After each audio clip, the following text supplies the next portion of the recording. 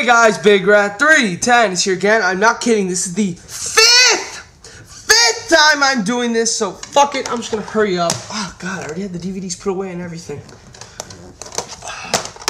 Buffalo Stampede. Okay, on my Twitter, I crapped on this show a little too much. I remember I called it a really bad show, really hard to sit through. It really isn't. While there aren't that many good stuff on here, what is good is pretty damn good. You know, Nigel Joe just really disappointed me. I thought that could be a lot better. I don't know what happened there. Claudio and Sterling Keenan was fun. You know, not much, but it was still fun.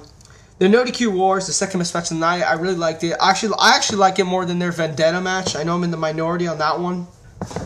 I just thought it was a lot of fun. Jack Evans does this crazy move. I'm not going to say what he does because it's a crazy move that he always does in these type of matches, and you just have to see it. It's really cool. The tag time match was fun, but like I said in the previous takes I did this, I had to rewatch this match several times actually because like I just couldn't get into it the first two times. The third time I got into it. I got it. It was good, I guess. I gave it 3.25 stars, but like I said, it was a good match. I'm not gonna lie.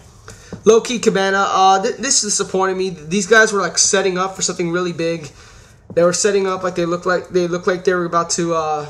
I won't say go balls to the wall, but they were about to really hit that fast pace. I want to say fast pace. Hit it into the next gear.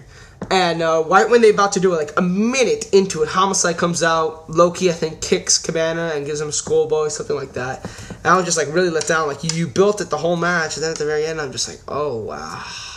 I gave it 3 stars. I still thought it was good. That last minute was really good. Danielson, Corino, I love this match.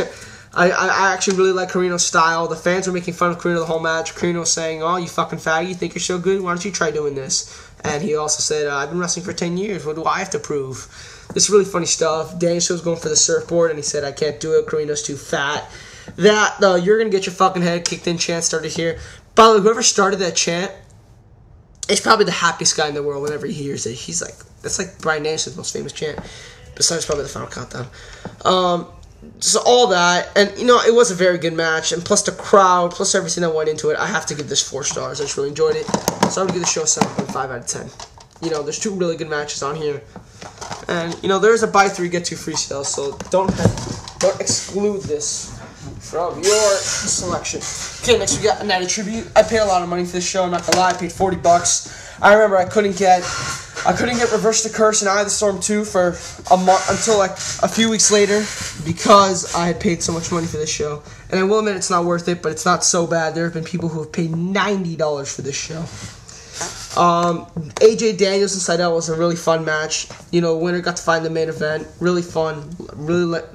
I really liked it. Like Sanders said, when you need someone in a triple threat to play off of, Daniels is that guy. Bryan Danielson versus Azrieal. This was a fun squash. This was really funny. The crowd, Bryan Danielson was saying, if Daniels has to wrestle twice, then I have to wrestle twice. So he features his Azrieal as his opponent, and like the crowd was making fun of Azrieal the whole time. Azrieal was doing like that thing where you do a headlock and you wrap your legs around the guy's stomach, and the guy just flips you over, like the thing that Funaki used to do. Really good stuff. Homicide Cabana had a very good match. Cabana probably cut the best promo of his career. I'm not kidding.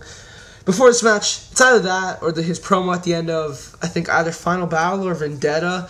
Maybe even Joe versus Kabashi. I can't remember.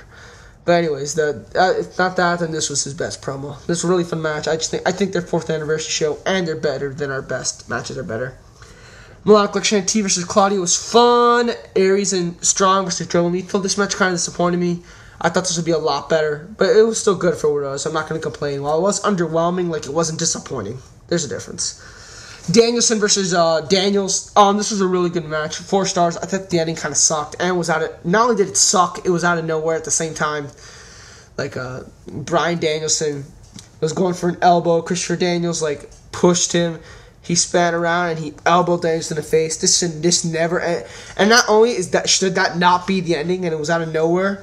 Also, he had a hard time getting Dan's shoulders to the ground. When he finally did, the ref just counted to 3, and the crowd was pretty silent. But yeah, you know, still a great match.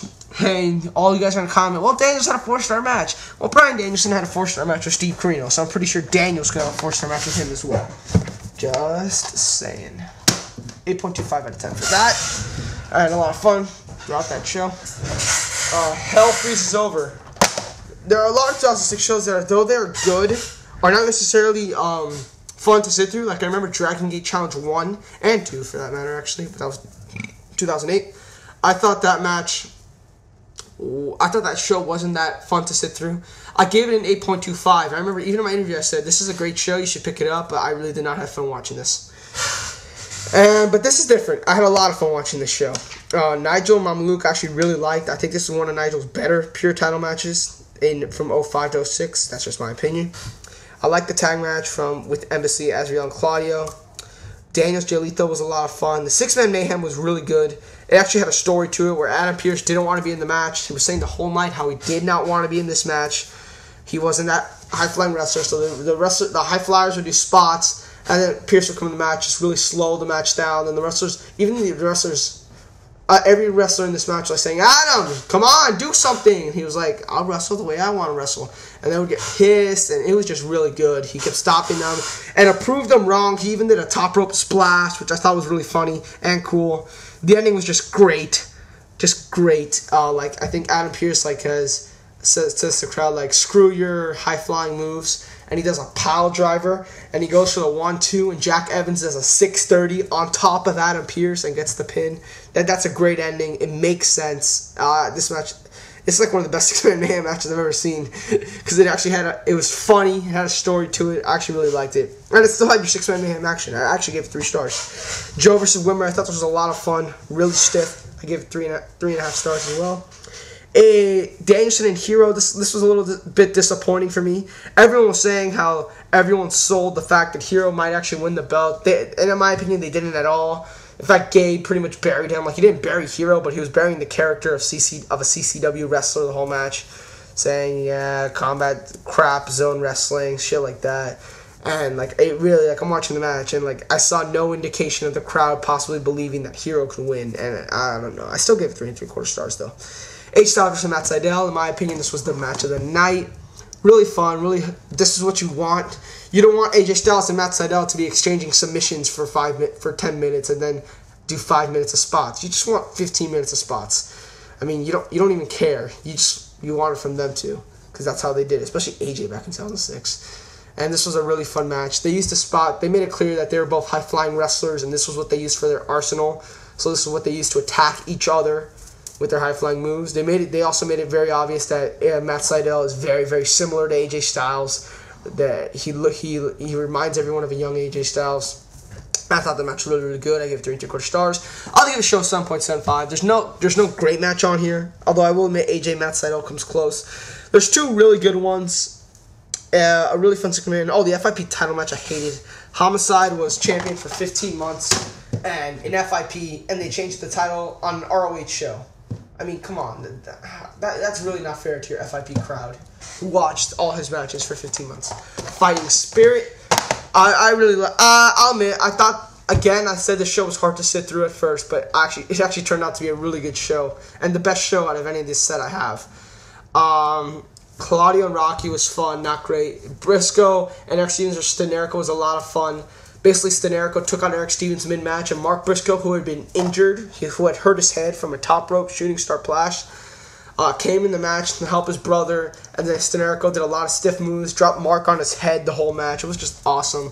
I give it 4 stars. I thought it was an excellent, excellent match. Cabana Doug Williams was really good. Davey and Strong versus Evans and Delirious was a very, very good match. Like, one of the best Delirious matches I've seen in a while. I give that 3.75 easily. Very fun match.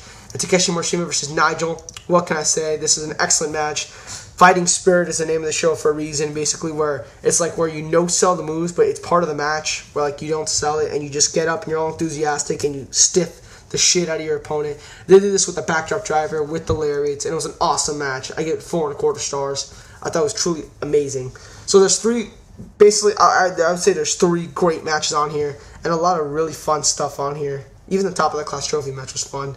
So yeah, I have no problems giving this an 8.5 out of 10. Easily. Fighting Spirit. Finally, we have Death Before Dishonor Fight Night 2. This was out of all of them, this isn't the best, but this is easily the funnest to sit through. The Falls Count Anywhere between Jay and Generico was just so much fun. This match was like 8 minutes long, and they did so much stuff. Evans and the Range was good. You know, what you would expect. These two just going at it with their different high-flying spots. It was fun, though. Innovative. Nigel and Claudio versus Corino and Jigsaw. Jigsaw is face. That's what made this match interesting. This is the match where Nigel fucked up Claudio's eye with the trophy. So yeah, this is a really good match. Let's leave Sarah Reyes. I think people are overrating this. I've seen people say this is like one of the best, probably the best Shimmer title match in ROH history. I'm not too sure about that. I thought it was really good. I didn't think it was great. Danielson Quack was really good, but I expected more. I actually like their styling and profiling their Steel City Clash match better. Kevin and Jay Briscoe, really good. Had a lot of fun with that match. Easily third best match of the night. Takeshi and Brent Albright was really good. Brent Albright, I think, was heel, but he turned face in this match. Like, he didn't turn face permanently just for this match.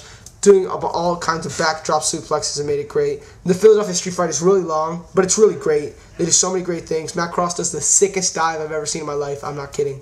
So many awesome spots. It's like a 40-minute match. But I would only give it 4 quarter because it was clunky at point. I would give it an 8.25 out of 10. I'm going to give it 10. I'm not going to